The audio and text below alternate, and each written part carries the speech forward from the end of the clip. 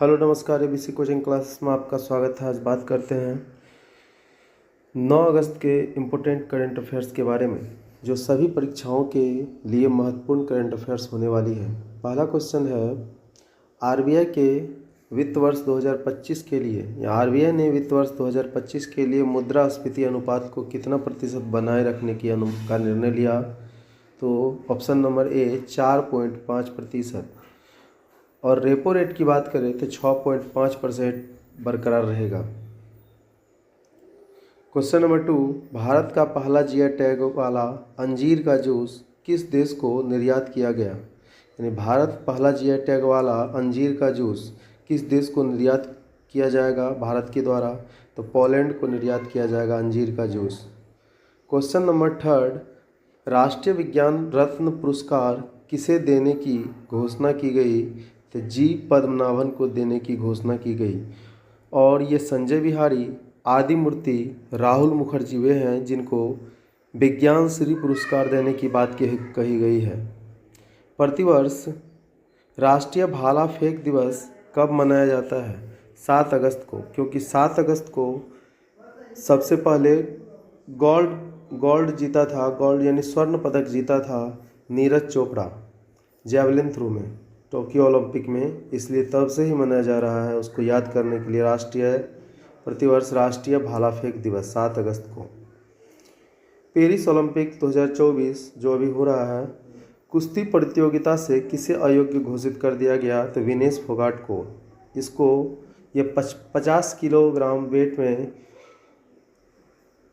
Wrestling में भाग ले रही थी कुश्ती में, लेकिन इसे 52.5 किलो घोषित करके इसे अयोग्य घोषित कर दिया गया।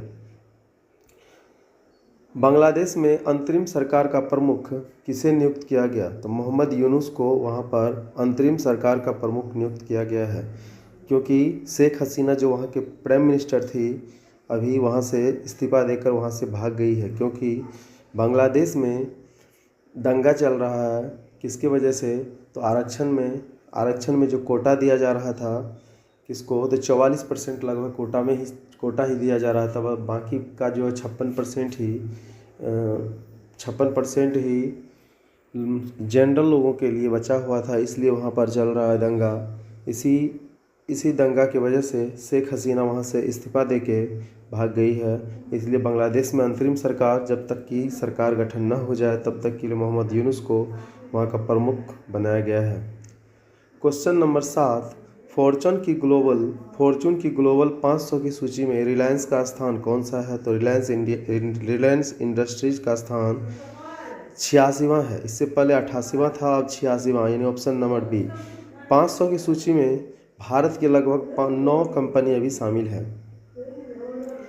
क्वेश्चन नंबर 8, हाल ही में किस राज्य ने स्वास्थ्य विभाग में उपस्थिति पोर्टल लॉन्च किया? तो झारखंड के मुख्यमंत्री हेमंत सोरेन ने इसे लॉन्च किया। उपस्थिति पोर्टल यानी स्वास्थ्य विभाग से जुड़े जितने भी जैसे डॉक्टर हैं, नर्स हैं, वो यदि आएंगे ड्यूटी पे तो उपस्थिति पोर्टल पे अपना उपस्थिति दर्ज करेंगे। आपदा प्रबंधन बीमा लागू करने वाला पहला राज्य कौन बना? नागालैंड आपदा प्रबंधन बीमा लागू करने वाला पहला राज्य बना। नागालैंड की राजधानी है कोहिमा। हाल ही में किस राज्य के पूर्वकालिक डीजीपी आर स्वैन बने हैं? तो ये बने हैं जम्मू कश्मीर के डीजीपी। धन्यवाद।